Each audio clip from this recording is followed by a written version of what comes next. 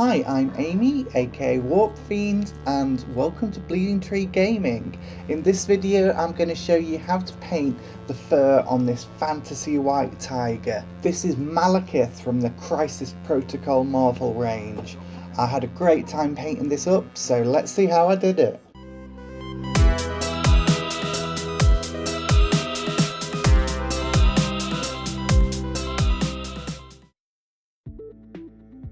First of all, I want to talk about painting lines.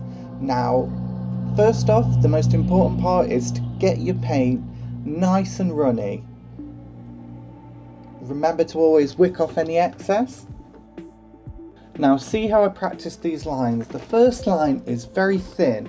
The ones after that, they've got a bit of thickness and weight to them. Now we're painting the heavy, thick fur of this tiger, and you're not going to be doing thin strands to start with. So just practice for a while, being able to alternate between thick and thin, trying to get your lines not necessarily precise. There can be variation in them is what adds the texture, but what you want to do is avoid little splits at the end here. So you want each end very smooth and sharp to represent the fur.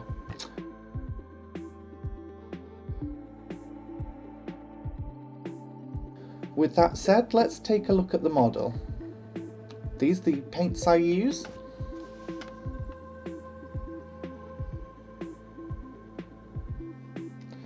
Right, first off, we're going to start by mapping out the highlight and shadow. You can see I've already given this a zenithal highlight, going heavy on the white on top. What I'm going to do is go all the areas of shadow with some of this lovely blue violet from Vallejo. And you can see I just slop it on. There's going to be quite a bit of roughness to this in the initial stages, but that's okay because as we layer up, it'll start to look more detailed. And you can see I really just splash it into all of those recesses, anywhere that's even slightly shadowed. I actually go a bit heavier than that. The next stage, we're going to start highlighting this further. What I do is I mix in some white blue with my blue violet, and I'm going to start making those lines we were talking about. Now I do a row and then I go back over them and do another row inside it. The trick is to make the inner part of the highlight a solid mass of paint, but with these jagged lines sticking out of it. And anytime there's a visible brush stroke, you want to break that up. So you create brush strokes and then you break them up. And you can see I just keep on going along the model. I've chosen some directions to go with them that are fairly much accurate to what would be on a real animal's fur. And have a look at your pet if you have one. That should be a good guide if you're not sure. Some of the sections probably aren't completely anatomically accurate to the way that the fur would be flowing, but so long as you give a general impression, people are going to pick that up.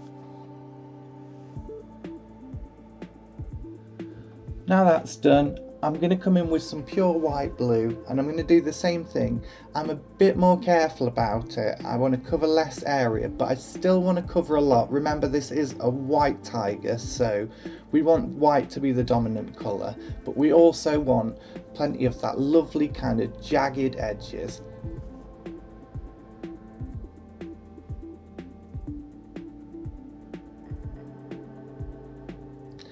Remember, the trick for this is to always be in control of your brush, and that means going back every 30 seconds to a minute or so, making sure you clean and refresh your brush. Otherwise it's going to start to get sloppy. And I go back for a second pass with that white because I really want to reinforce it.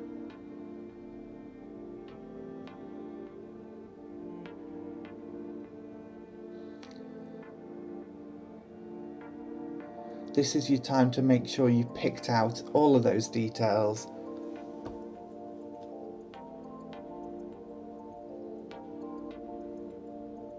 Okay, with that done, we've got the basics of the fur in. I'm just going to add some of that Caspian blue into the shadows just to kind of reinforce them, add a bit of tonal variation because everything's very purple at the minute. A contrasting colour, well, it's a complementary colour really in the shadows. That's just going to help, you know, add a bit of interest to the piece.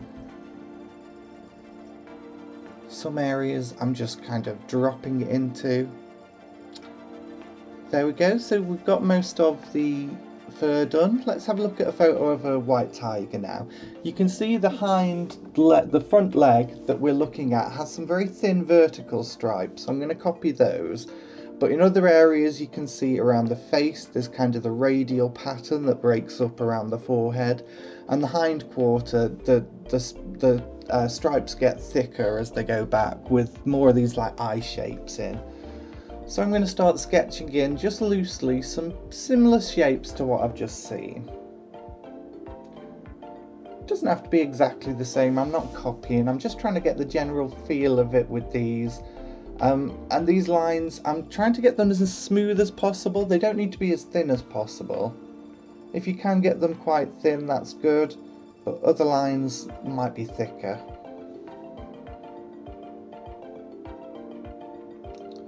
So again, the black is flowing very smoothly off my brush. I'm refreshing regularly, making sure the belly of my brush is very moist just so it flows, because you don't want those kind of jaggedy ones that catch.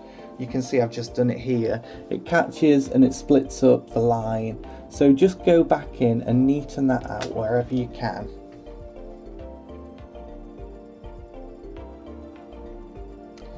I'm just going to go around now and fill in all of the lines.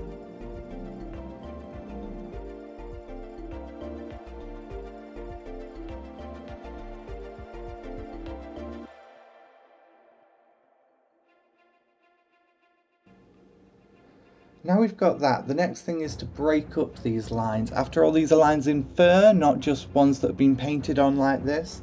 So what I'm going to do is I'm just going to go along all of those with my black and just make some very tiny little stabs, just kind of breaking up any flat lines. Not going too far because I don't want to make the stripes unreadable, but just adding a little bit of interest in there.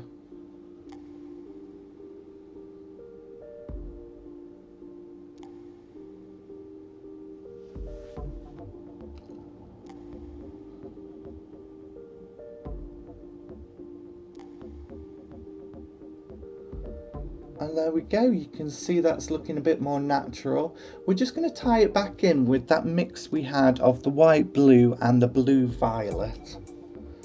And we're just going to do some random strokes here and there to just break up the black line, as if it's just, you know, a stray bit of white hair that happens to be in the stripe. Just makes it look a little bit more natural. I'm going to finish it up and that should be the fur done. Don't forget to like and subscribe if you could, Bleeding Tree Gaming on YouTube. I'm going to show some footage of the finished thing. I hope you've all enjoyed watching it. This was really fun to paint, and I hope you all take care, and I'll see you in the next one.